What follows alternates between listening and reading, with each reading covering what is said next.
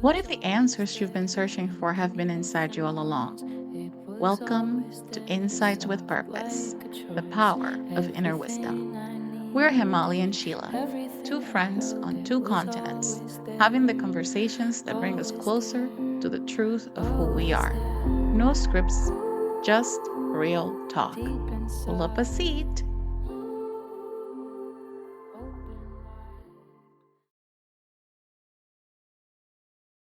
Today, we're talking about meditation, but not the version you've been sold, not the bald man on the mountaintop, not the hour-long silence at 3:30 in the morning.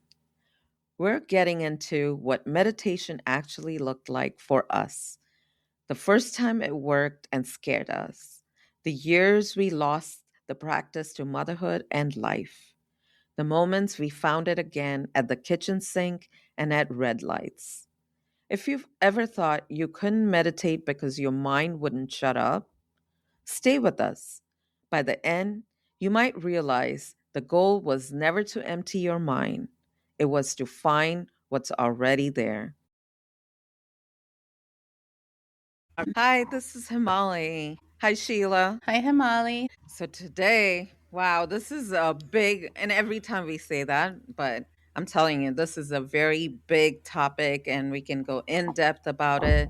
We're going to talk about is meditation, and we're really getting into it.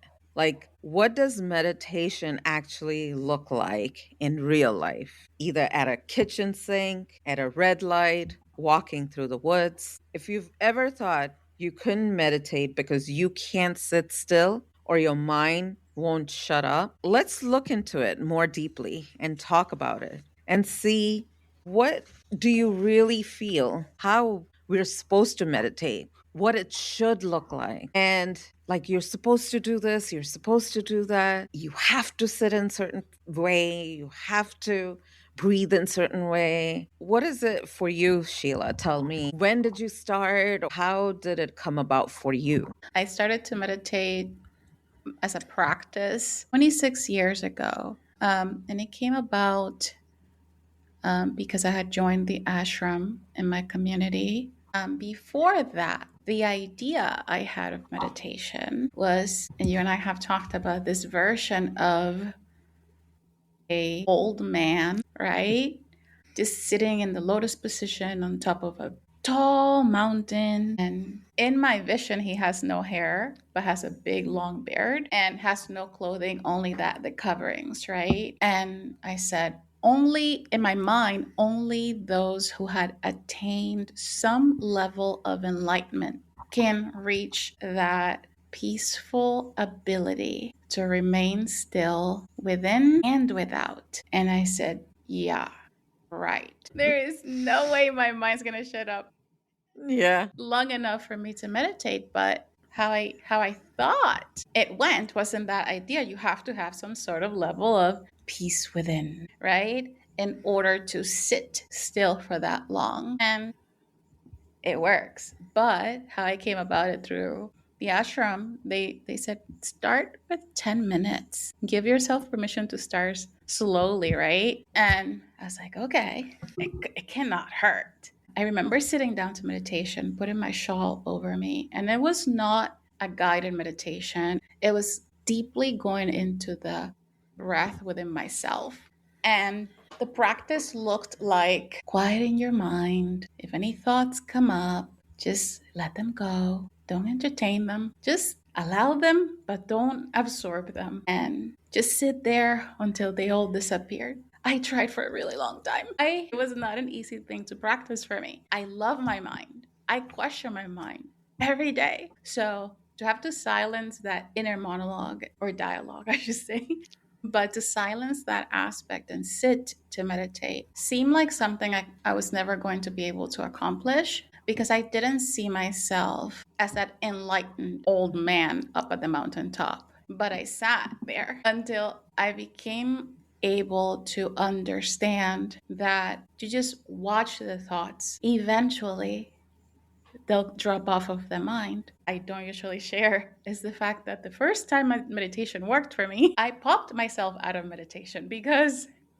I sat there and waited around 25 minutes in when I could really feel like the womb. I started to become part of the walls around me. And I was like, holy God, what was that? So I popped myself right out of the experience because I wasn't I don't know anything about meditation. I wasn't expecting such a huge shift of self-awareness that I felt myself one with the walls in that room.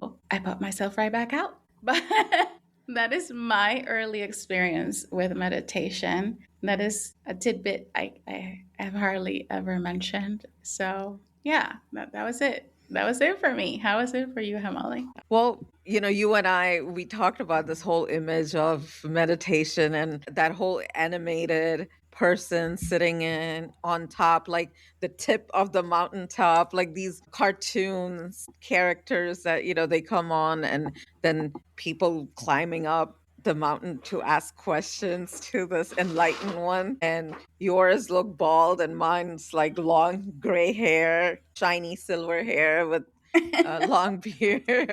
So, but yeah, for me, 2014, I want to say that I joined or I took a class at Art of Living, and they teach a Kriya, what it's called. It's a deep meditation state. You go into a deep meditation state with breath work. So it's a type of breathing that you do, and then you go into meditation with that. The first time I did, it was very drastic. It does take you to the depth of higher consciousness. It was scary at the same time, confusing, puzzling, really, because that was the first time and doing that. And then, the next day we did the same meditation again. And it was much easier for me because the before we sat, I was giving myself again permission, also at the same time telling myself to let go, because the first experience I had was because I was holding on so tightly and because I was afraid, whatever was going on internally, emotionally for me, it was hard. And so it was hard to get into the full experience of it. So I had to talk myself into, before I even got to the class, just talk myself to let go. That was the hardest part, is letting go of all the preconceived notion of meditation or what it should look like, how it should be. But it was hard. And then we were supposed to practice every single day for 48 days continuous. And I did. But it was hard for me, for my soul and my being. And then I did Reiki 1 and 2, and then I started meditating in that form. So, really, with that touch healing, it was much gentler for me and my soul. And I noticed that the difference in meditation and difference in, absolutely, I was able to get into that higher state of consciousness and getting downloads and things right, like second or third meditation with the Kriya that I did. And this was slow process. It took its time. And I think personally for me, I like the gentleness. I like the slowness. I like the like still being planted and grounded and not taking off into the ether so quickly, even though it was guided, even though it was like we were in a protective place and space. So that's what my beginning was. And I started getting visions and things too with it. So just going deeper and deeper and practicing and learning what is my style, how does it work with me, how does the energy work with me and my surrounding. Yeah, it was like back and forth for me. Mm-hmm. That's beautiful. I did the same type of meditation I was taught for a while. And it did take time. And there was a practice to daily take space through my around my day to sit with myself, check in, where am I?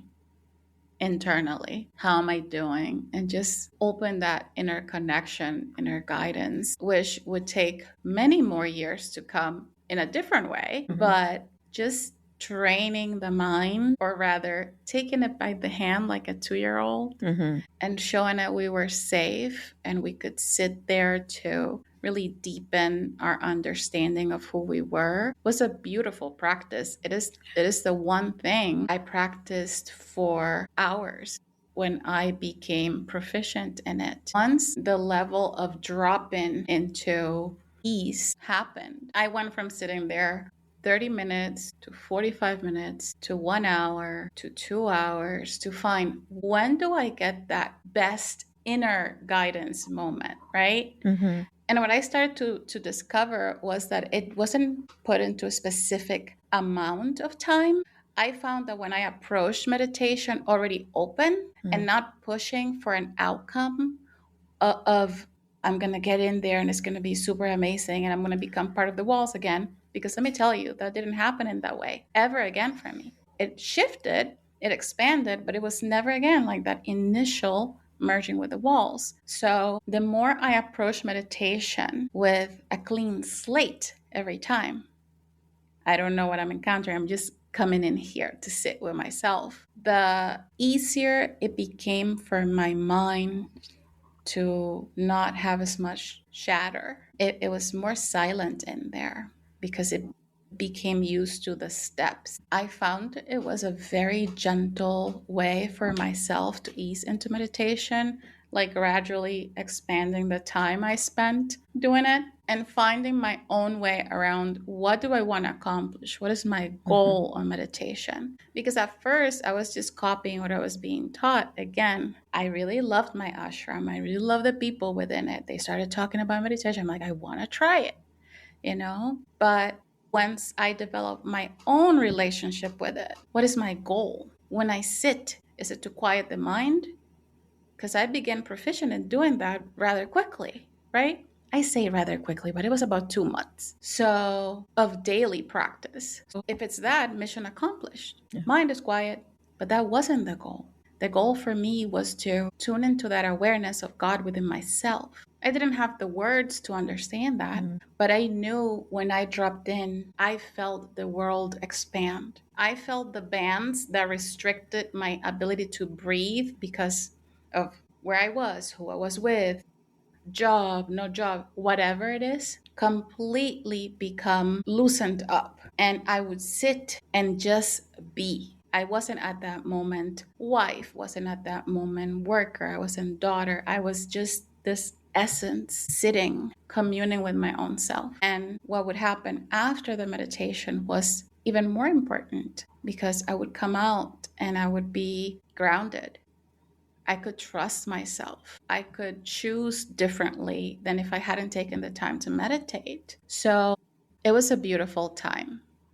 And it still is a beautiful practice, but it has shifted so much. And you mentioned meditation with Kriyas. I wonder, has meditation shifted for you? Do you still practice in the same way? No, and it looks different every single time that I meditate. It depends on where I am, what I'm doing. But just like you, like I started with Reiki hands on, from beginning, like I would meditate sometimes similar timing. Like once I wake up, I would meditate. There was time when I was meditating after cooking in the evening. So it's like sunset and I would sit on the deck on the chair curled up and meditate for like around half an hour.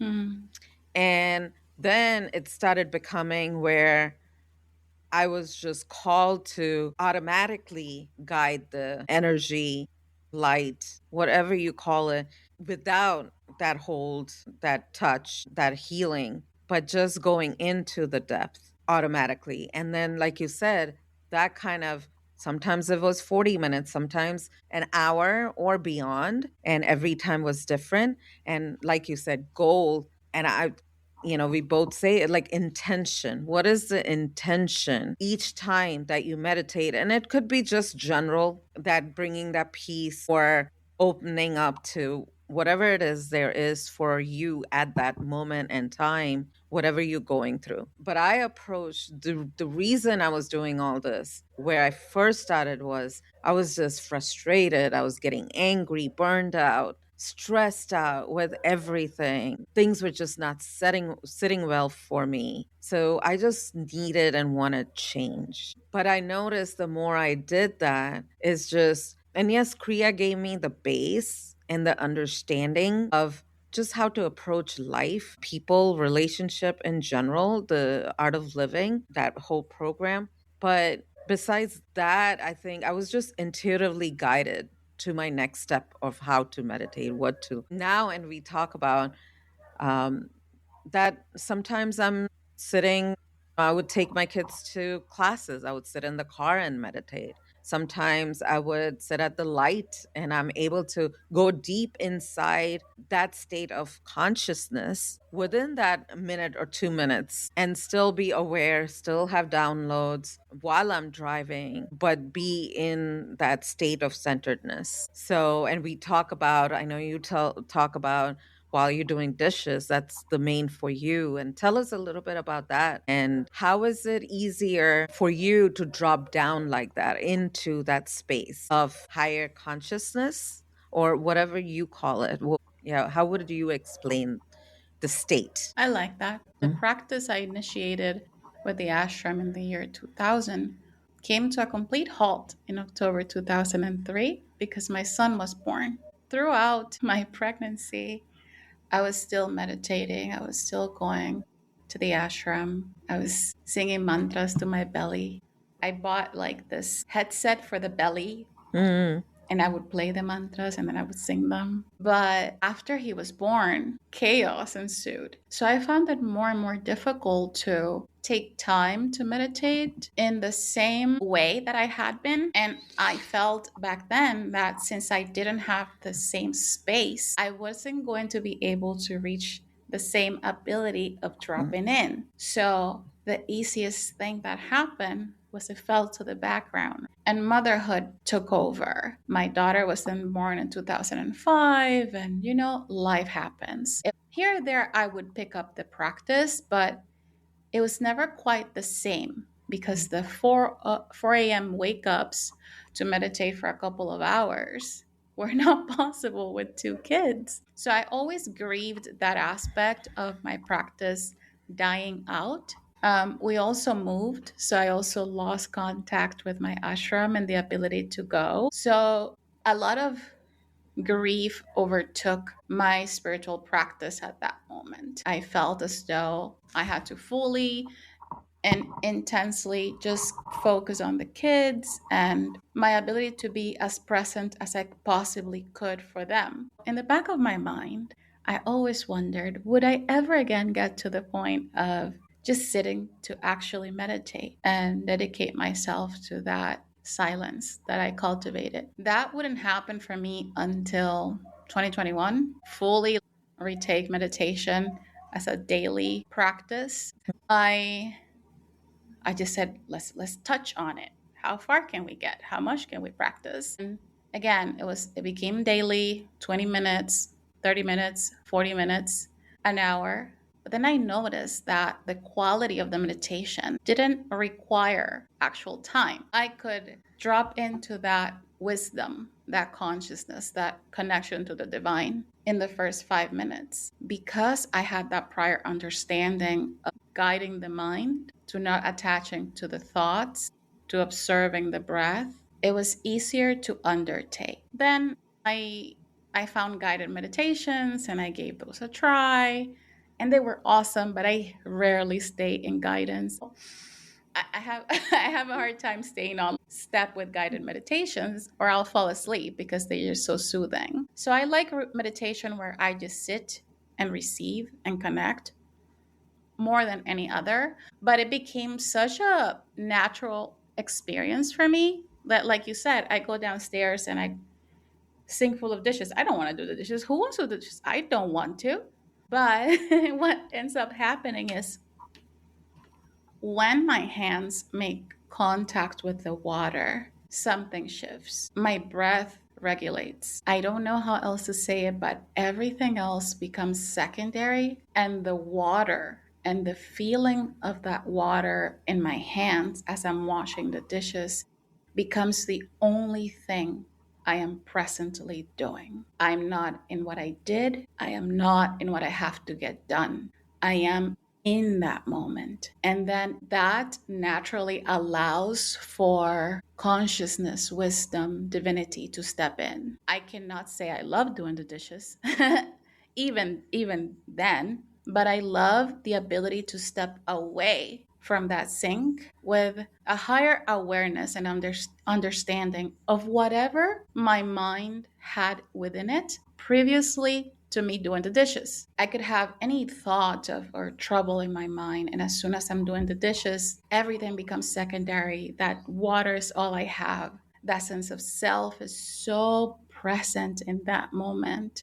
And it's the most beautiful form of meditation I have found. It gets two things done, right? The dishes, but also shifts my whole understanding of myself and my awareness. So I love that. But I know you also have ways in which you reach that divine frequency that are not typically what you consider meditation spaces. How does that work for you? And what does that feel like for you in your body? What is that shift for you? And I've had those few of those experiences at the, either while I'm cooking, but mostly doing dishes. And we talked about, something about the water and the cleansing of it and just being in that state. How does it feel in the body? It's like body is not present, right? Because you're one with the moment. You're one with the that experience, as you call it. And I'm a very visual person, so, and auditory, right? So I get my messages through that, more songs and things. So it's like when I'm doing, say, for example, dishes or even in the car, I am listening to the music which is playing in the background. And then all of a sudden, I'm in a space of nothingness.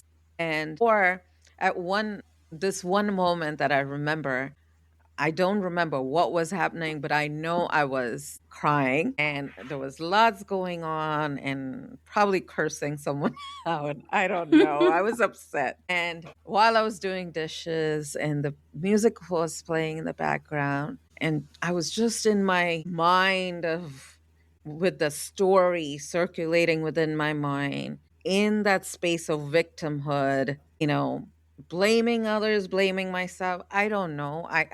That's what feel at this time. That's what was happening. And then all of a sudden, it was like a moment of snap to draw my attention to the song that was playing. And the message of that song was, I'm always with you. And it's, usually I'm playing, most of the time I'm playing Hindi Bollywood music songs. And it was just a profound message for me that now I'm crying more. I'm like, ah, like I'm always with you. You don't even have to look anywhere. And it was like my questions were being answered. And I think now that I'm like a state of loneliness, state of feeling nobody is there, I don't belong anywhere, and being or feeling lonely. And the song kind of came on, and so that message, and so just being within that and having that cleansing at the same time, right? You're purging with your tears, you're purging with the thought and kind of letting go of the stories that we hold on to so tightly. So just being in that moment. And so there are different ways. And so I know we were talking about this, you just talked about 4 a.m. right? And and we talk about that. Like I always, that is one of my goals, is to wake up 3:30 in the morning or 3 in the morning, but meditate. And we talked about the time, right? That 3:30 to, someone just told me a few days ago, it's like 3:30 to 4:15 to be specific, but I've always thought 3:30 to 6:30, that time in the morning is um like a time, it's called Brahma Muhurat. And what that really means is that the time that is in that silence, but at the same time, and like you mentioned it, the veil is thin. And so the connection is faster, I don't know, or greater, deeper. So definitely want to try that. And so, what does that look like for you now? Do you kind of do every day, certain time, or do you meditate at different? Yeah. I find myself that I'm always meditating no matter what I'm Mm, doing. I've I I'm curious, and you're going to hear me say that a lot because once I find something works for me, I try a different way of doing it. So, mm, meditation, sitting down, meditation, walking, meditation, standing. So, transcendental meditation, like mm, all these types, I've tried them all because I like to be able to tell which one fits best with me. And what I find is the best thing that fits with me is to just allow the moment in time to determine where I'm going to drop in, right? So if I'm seeking something, for example, that is quick awareness, I'll play mantras. I was playing the Gajayatri Gayatri mantra.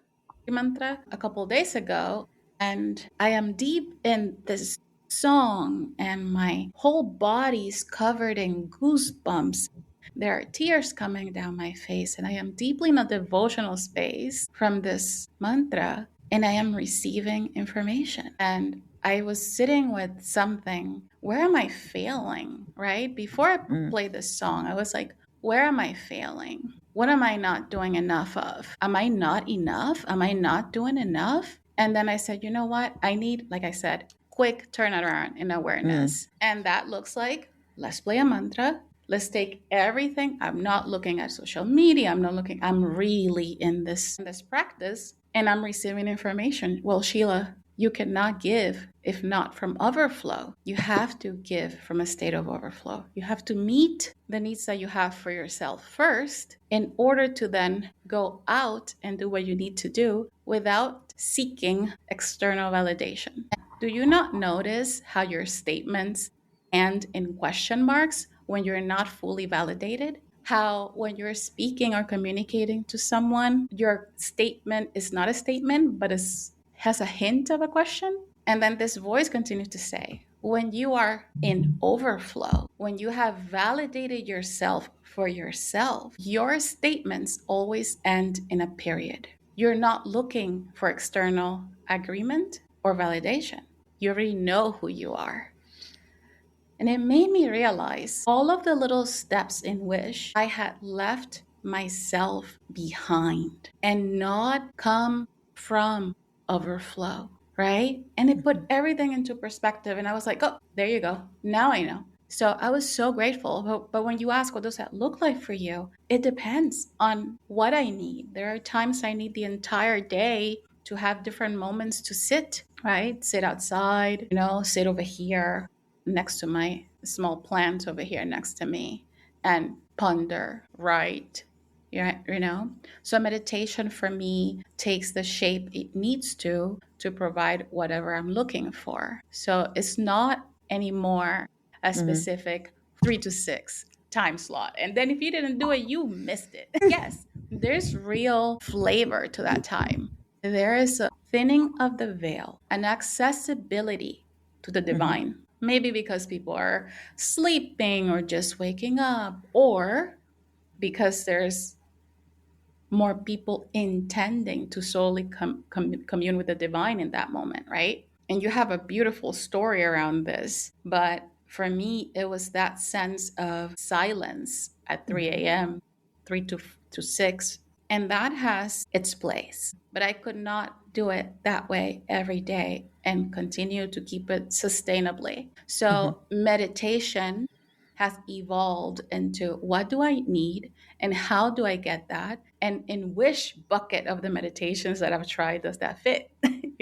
So I remember, and I kind of want to push you a little to remember mhm, to if you can say this story because it's so beautiful and it was such a different one from my own, right? mhm, And again, if you can take me to the sounds of your waking up at that time. So Sheila and I were talking about that silence at 3:30 in the morning or 4 in the morning. And at that very moment, as we were talking about it, I really went, like, my mind went back to my childhood when I was growing up in India. And that time, if I ever woke up, the sounds that I heard, it wasn't silence, but yet within that silence, there was echoes of, we had this milk center, a small milk center right besides or right outside opposite our apartment house. And people would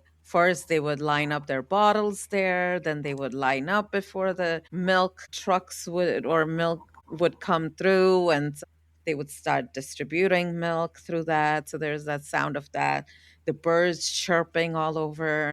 Then there's the morning prayers that come from distance, but yet you can just penetrates through the silence. I love that. And the train station was far away. You can hear the train that's in the distance. I love the morning sounds when I am especially visiting different countries and listening to certain, like even in villages like in India, when we go to our holy places, they start music early morning, 5:30 in the morning, and it plays like it's on the speaker and it plays through the town. And I Hmm. love the sounds of prayers through in the morning. It doesn't matter what kind of prayers or who's, like, the morning prayers I'm talking about when I grew up is the Muslim prayers that they have in the 5:30 in the morning. And I just love that, those sounds. I think it's meditative. It brings smile to my heart. Absolutely. And that's what it did for me when you said a word that transported me. She was Mhm. like, the clinking of the glass milk bottles, and I was like, whoa. And then just the way I felt immediately taken to that moment just by Mhm. hearing the clinking of the glass bottles of milk, and then the birds, and then the layering of the scenery. Mhm. It's such a beautiful ode to that time of the morning in some places. It's a meditation on its own, right? Yeah. Like, you don't think of that. You just, again, how we started this episode is, what did meditation look like for you? And it's the furthest away that you're going to say the clinking of milk bottles take you to a Right. meditative state. Right. But it Yeah. does. And some places, if you go in India, like in those days, and I'm talking about like 70s, 80s, right? Like sometimes some places only have water coming from certain time in the morning and certain time in the evening. And so you have to, people are filling up bottles. So you have that water coming through, like the sound of the water, sound of people like trying to move the pots and all that. So it's like different places, different sounds, and but there's sounds all over, and there's like rooster sounds, and I love that one too. So, Yeah. but other, like meditation, as you were talking, walking in the woods, I go and sit next to the stream, and sometimes I'm lost in the woods. I take paths that are not walked on. Sometimes it's scary, but I'm by myself and I'm sitting by the stream meditating. What are some of the other places or spaces that you've explored, or even what kind of other meditations have you've done and explored? I had so much practice in regular dropping in. Mhm. And you would say, well, Sheila, you keep saying dropping in. What do you mean? Dropping into where? Like, you drop to the floor? Well, the more you practice, the easier it will be for yourself to identify where that drop happens. Sometimes it's not a drop, but an exhale, right? So for me specifically, is an expansion. Every single thing in the room drops away, and all of my senses become heightened. So even if I am fully in my body, every single awareness, auditory, seeing, if I can open my eyes, that has happened in some meditations, touch, awareness of actual frequency in the air, all of that, all of those senses become heightened. and the real world will drop off. So I no longer recognize myself solely within a body, but as part of the frequency extending beyond the body, you know? So that awareness and that understanding that came through so much practice of actually sitting, tapping in, playing with my breath, understanding how my body functions within any different type of meditation, whether it's astral, whether it's transcendental, whether it's guided, is I know the feeling of Sheila, third dimensional self, and Sheila, higher self, and how those two behave however my frequency is has expanded. So the easiest way I can say is everything drops off and all of my senses turn on. And that's not usually always named. What does it mean when you're dropped in? What does it mean to reach there? Where is there? And what does it look like? Right? And for me, what I can say is it'll always look different depending on who you are. I can give you all of my examples, but then you have a preset of Hmm. expectation. The best thing I can say is try for yourself, play around with it, because I'm sure Hemali is going to say something different or similar, but for her. But for the sake of really filling up this space with that, with naming that, what is that for you? What is dropping in for Hemali? How do you know you are there? And what is there? Everything she said is what I say. That's such a beautiful way of explaining it. And I was like, yep, that's it. That's a great explanation that you gave in terms of what does drop in mean. And when I talk about that quantum field, and people like, what do you mean by quantum field, and what is that? And it's like the space of nothingness, but yet the space of everything that is one, the oneness, and the space that holds only and only love and nothing else. There is just everything is enough. Everything is complete. There is nothing that you need to do anything. Like there's nothing that is needed. And I think that space that is beyond your body, like you said, beyond the consciousness, beyond yourself. And I think I'm going roundabout explaining the same thing over and over again. But, that's how it is. Like, how do you explain the space to people? How do you explain the multidimensional space? And how do you explain ether to someone? It's like you have to experience it. You have to see it for yourself, and practice will get you there. Can only few of us do it? No, everybody, each and every one of us has the ability to get there. Is that loosening or letting go of preconceived notion? It's the letting go of what it should look like, how it is. There are many times, like I've put on YouTube, it's like I get into this thing, just like you, I want to explore everything. You tell me to go right, I'll go left. No, I'll go right, and then I'll wonder, well, what does the left look like? What is the straight one? What's the backward? And then I'll go to all those places. And then I was like, okay, fine. I know right was the better option. And then I'll go to the right. But I will experience all the other ones. So similarly, it's like to experience all that and then coming back to what works for you, what is good for you. For me, I am very gentle. I like gentle shifts and gentle movement, and I ask for that. Shifts and changes has to be a little gentle. Please be kind to me. But I've done, so I would go on this, like I was saying, I would, on YouTube itself, I would put on guided meditation. It could be guided or it could be just the music, depending on what frequency also. It's like, okay, astral travel, there is a different frequency than connecting with your guide or angels. There's different frequency depending on, okay, I listen to people like, okay, I've had this experience and I talk to my guide all the time. This one is my guide, and they know the names and conversation. I was like, wait a minute, I've been doing this.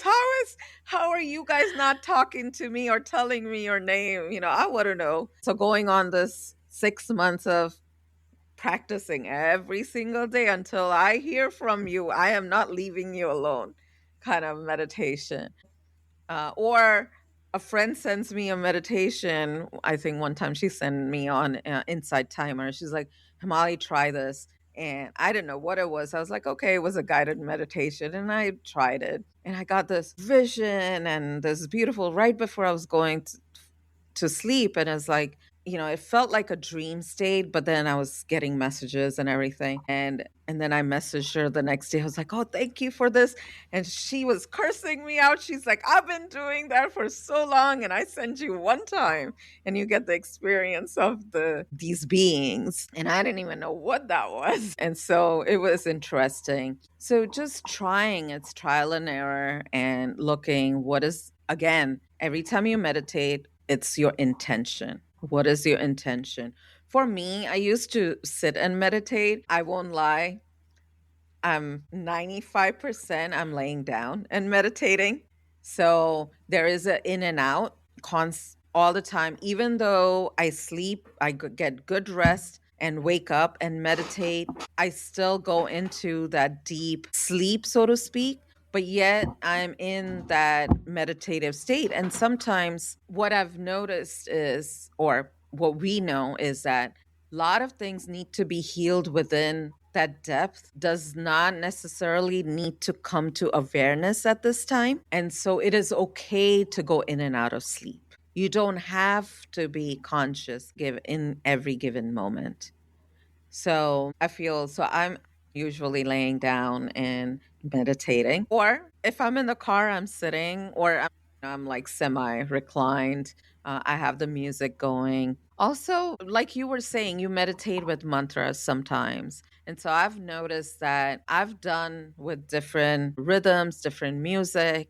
And then depending on the sound, what kind of sound, also the meditation depends on that. The journey or experience depends on that too. So it's what energy you pick, what sound waves, what, rhythm that you're picking.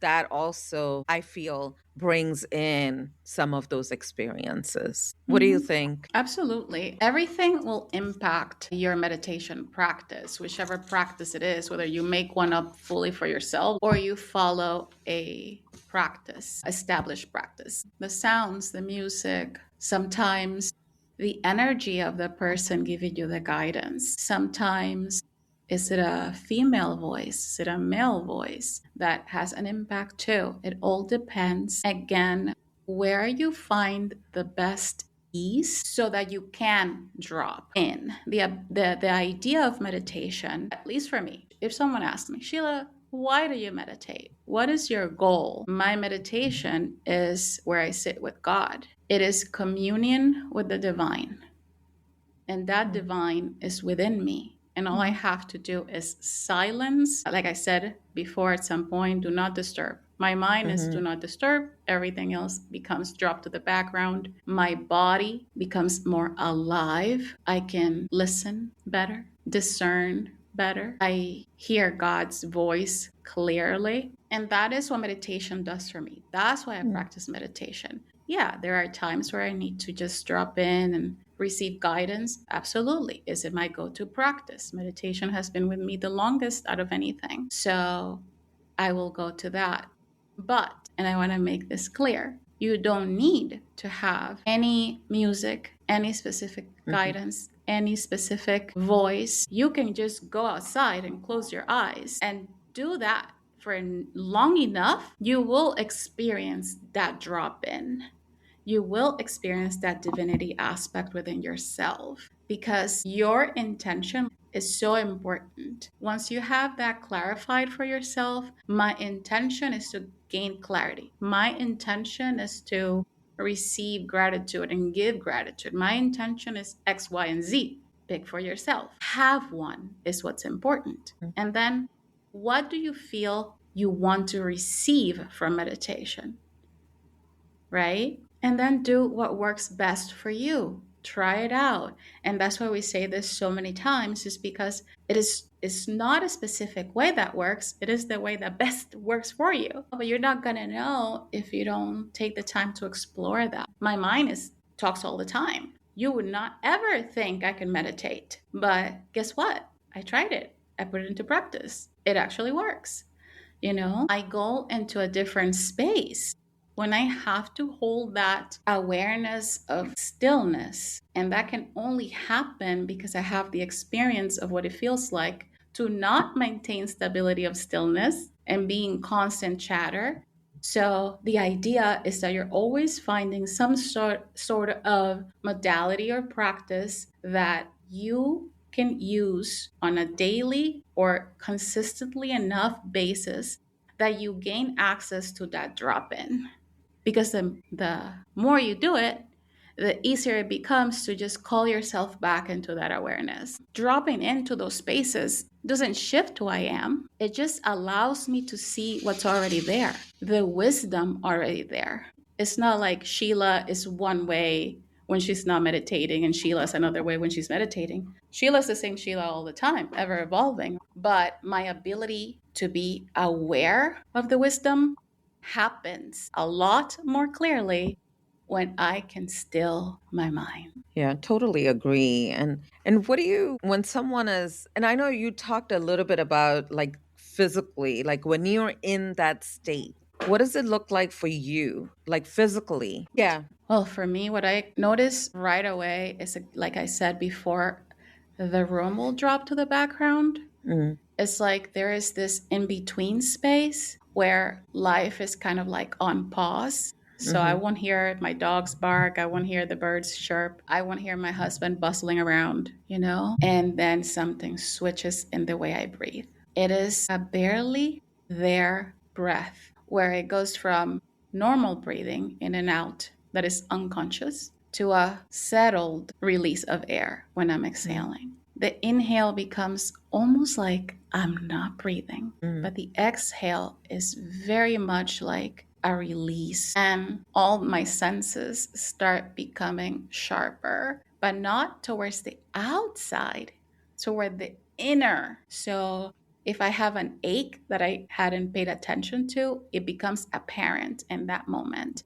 If a part of my body feels heavier, it becomes apparent in that moment. I can hold the duality of being in the third dimensional self while receiving fifth dimensional information and inhabiting a fourth dimensional aspect. So I am in one spot, but like you said before, the multidimensional expressions of who we are present. So if before you were very involved in your life and you get to this state and all of a sudden you go, I smell roses. There's nobody with roses. I'm doing dishes. But what does that tell me? That tells me I am now noticing the subtleties of the frequencies around me. And that's what it feels for me to be in that space.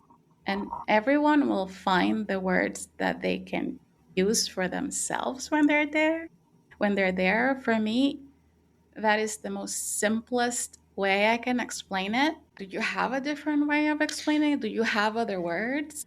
no, and I think that, and specifically, like if I'm like really just doing meditation, laying down, and you're right, like you start becoming so aware of when initially, right? If you're not just dropping in right away, it's like you start noticing, oh, it's itching here, it's itching there, or some energy tweaks, right? That goes through, and then you start feeling certain it's like, oh, my eye, my nose, my hair, all those things start happening. And then when you drop in, it's like this not feeling anything, like just everything is shut off, but going within.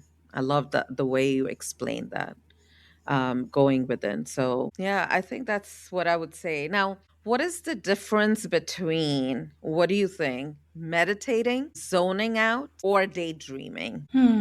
That's a really good question. For me, zoning out is being numb to everything, including my inner world. When I'm zoning out, I can just pause time. Nothing happens. I am fully just lost somewhere.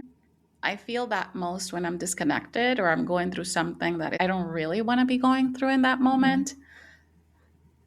And I am aware I'm daydreaming because it usually involves some sort of improvement of my surroundings, whether it's my life, whether it's my house, whether it is, I don't know, you name it. I'm usually making things pretty. I daydream about those things and I just go off on that. When I am dropped in, I get stuff that sometimes I don't want to look at. And that's the difference, you know? Like with that Gayatri mantra earlier, I didn't want to hear that I had abandoned myself and that I wasn't Mm, showing up from overflow. I wasn't. Do you think, Sheila, I, already critical enough of myself, wanted to hear that I had left? I have abandoned myself in places? No. So the difference from when I'm dropped in communion with higher consciousness is the higher consciousness will address the parts of me that mm, I sometimes don't want to look at in the most loving, gracious, compassionate way, but they're very direct, right? So that awareness is usually a lot more expanded in perspective. And I don't find that when I'm zoning out or daydreaming. It's usually I driven, right? mhm. So, but I love the question. How about you? What do you feel? What's a distinction for you? No, I think the same zoning out is also sometimes it's like that numbness or paralysis. Like I don't want to deal with it. Nope, I'm not doing it. I've been given a mission, so to speak, through meditation. Like, okay, this is the next step. Nope, I don't want to do it. I'm not doing it. So then there's a state of numbness or paralysis, like you're avoiding it. Keep avoiding, and just kind of zoning and like, all right, just moving with the flow, with the life, and not addressing what needs to be addressed. Mm. Yeah. And same with the daydream, I think that, you're just making up stories, how you would want to look like, or have someone else do it. Give someone else the mission. While we were talking about this topic, we came across the word Oh, discipline, yeah. because you mentioned something at some point that by the time you're 90, you wish to develop the discipline to meditate at that window of time where the veil is thinner, so that 3 to 6 a.m. Does the word discipline scare you or does it free you? What do you feel around the word discipline when it comes to spirituality? It scares me because I feel like then there is set timings, right?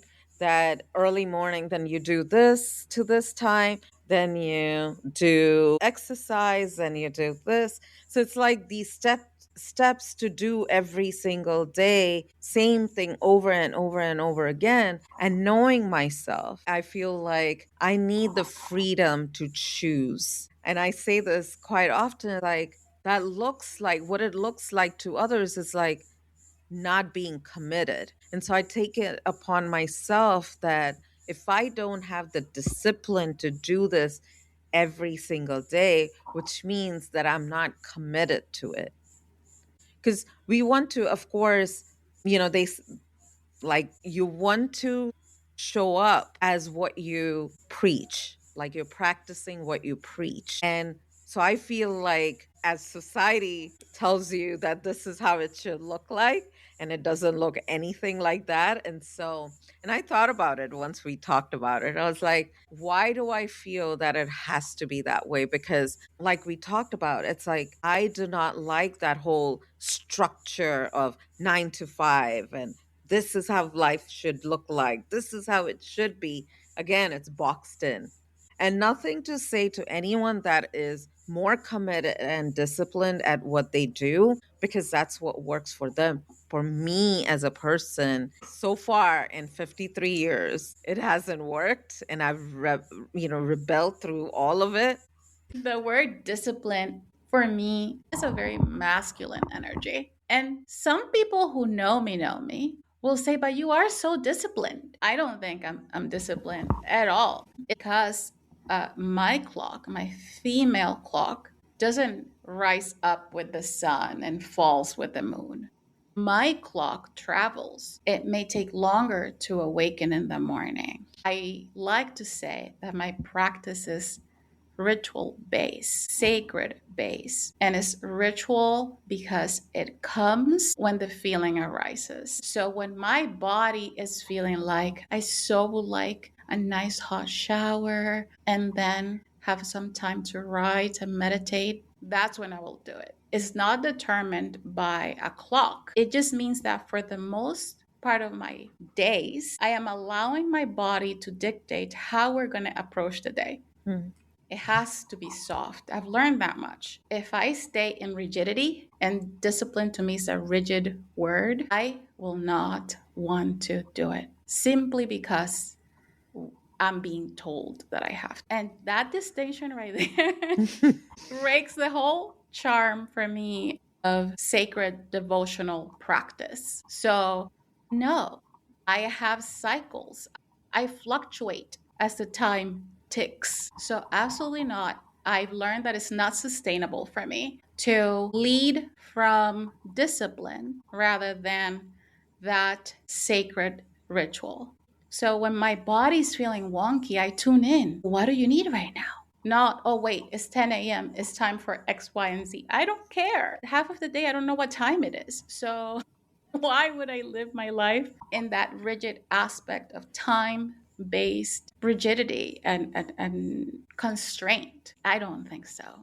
I had this other question. It's in the realm of meditation, and this keeps coming up for me. And I've heard a few people say that when you meditate, you're supposed to have your mind empty, or that's the state that you are hoping to be in. But I've also heard some people dropping out of meditation practice because what it is said is that when your mind is empty, that is where devil resides. Hmm. So, have you heard that, or what do you say about that? I haven't heard that, but I also don't agree. I think having your mind empty is different than having your heart empty. That the mind can be entertained easily. That the mind is a 2-year-old child who, instead of being scolded, should be educated.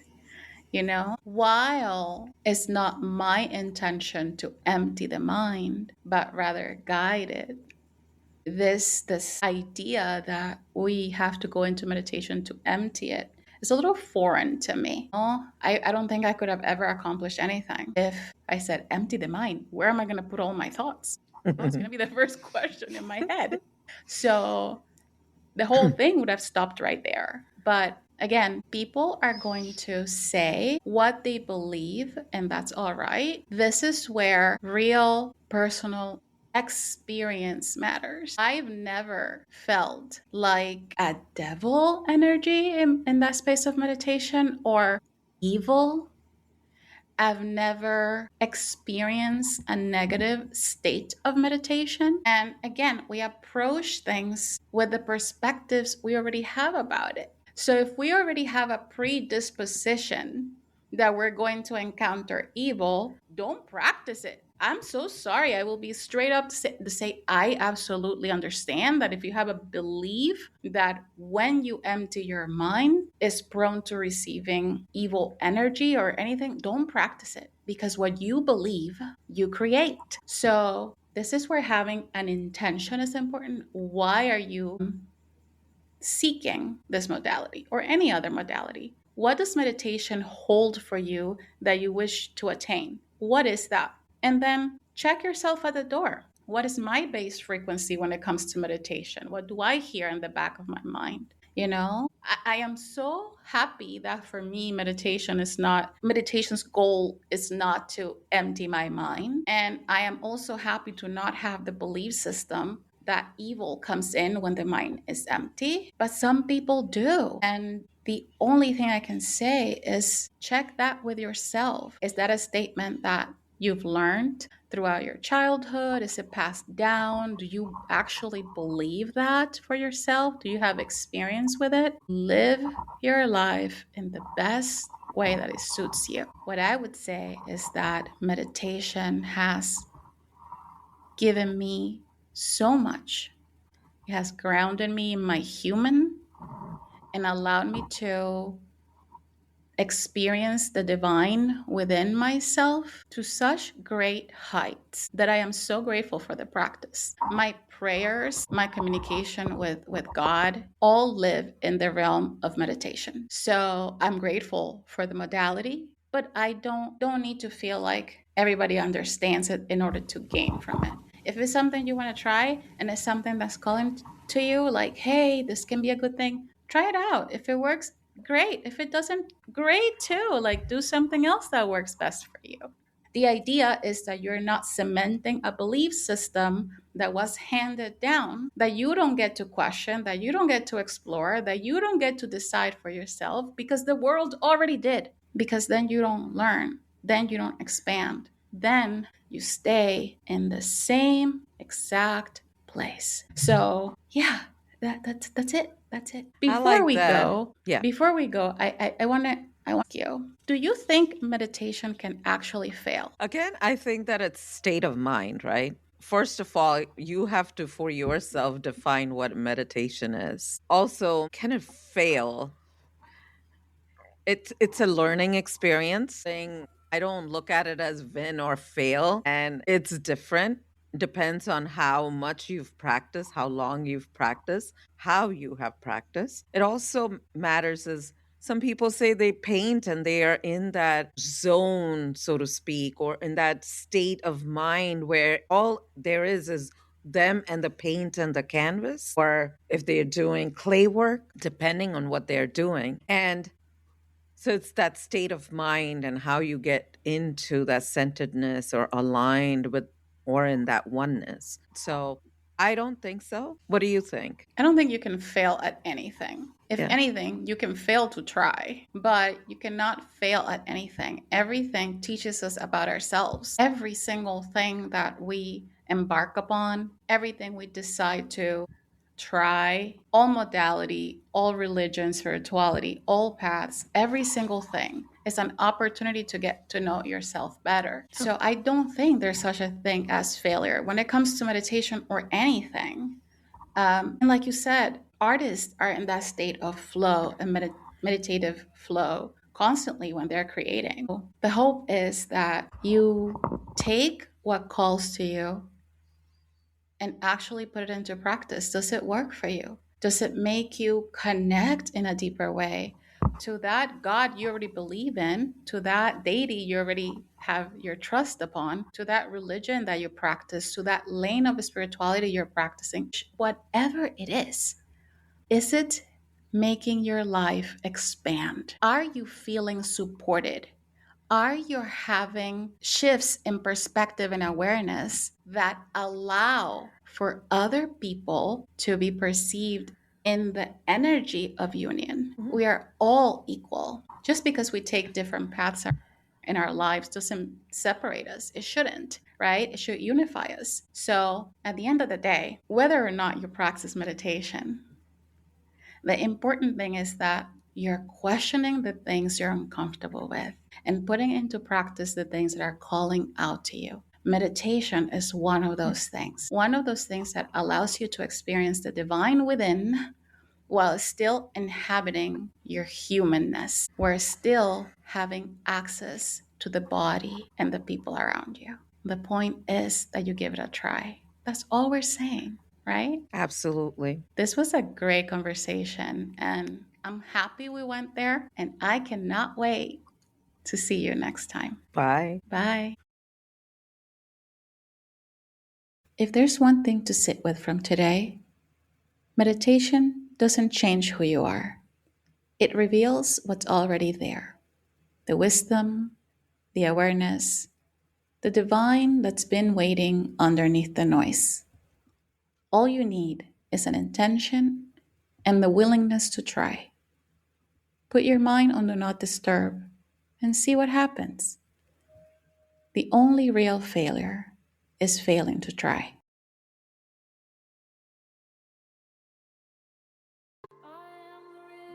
Thank you for being here with us. If this episode moves something within you, please share with someone who needs to hear it. Subscribe wherever you're listening and leave a review. It helps more people find this space. Find us on all your favorite social media platforms. And remember, you already are what you're looking for. Trust your insight, act with purpose, and stay in your knowing. Everything I held, it was always there, always there, always there.